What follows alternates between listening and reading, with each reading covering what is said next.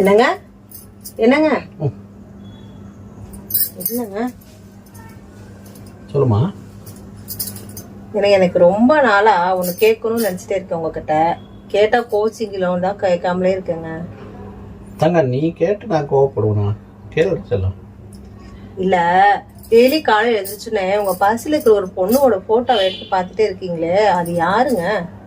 அந்த பொண்ணா? அது என்னோட முன்னாள் காதலிமா. என்னங்க சொல்றீங்க? முன்னாள் காதலியா? அப்ப நீங்க எனக்கு துரோகம் பண்ணிட்டீங்களா? அட லூசு, அப்படிலாம் ஒண்ணும் இல்ல. அந்த பொண்ணு நம்ம கல்யாணத்துக்கு முன்னாடியே இறந்து போச்சு. என்னங்க சொல்றீங்க? அந்த பொண்ணு எப்படி இருந்துச்சுங்க? அது தற்கொலை பண்ணிக்கிச்சுமா.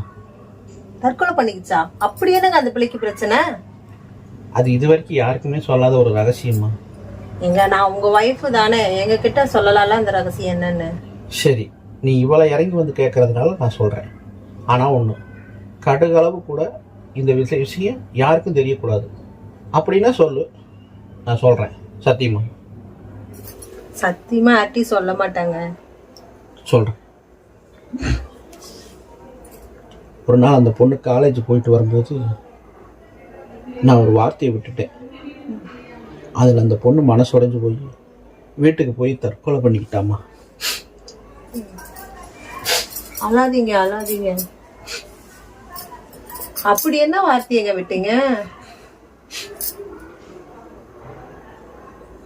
சொல்றேன். நல்லா தான் பேசிக்கிட்டு இருந்தா. ஐ லவ் யூன்னு ஒரு வார்த்தை சொன்னேன். மேலே கீழே பார்த்தா வீட்டுக்கு ஓடி போய் தற்கொலை பண்ணிட்டாமா. அட பாவி மனுஷா, ஐ லவ் யூன்னு ஒரு வார்த்தையை சொல்லி அப்பாவி பொண்ணை போய் தற்கொலை பண்ண வச்சிட்டியா? உன்னை போய் நல்லவன் நினைச்சேன் பாரு. அடச்சி. அவளா வந்தா,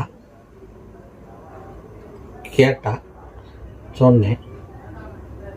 அவ வாட்டுக்கு காரை துப்பிட்டு போறான். இதுக்குத்தான் இந்த விஷயத்தை யார்கிட்டையுமே சொல்லாம ரகசியமா வச்சிருந்தேன்.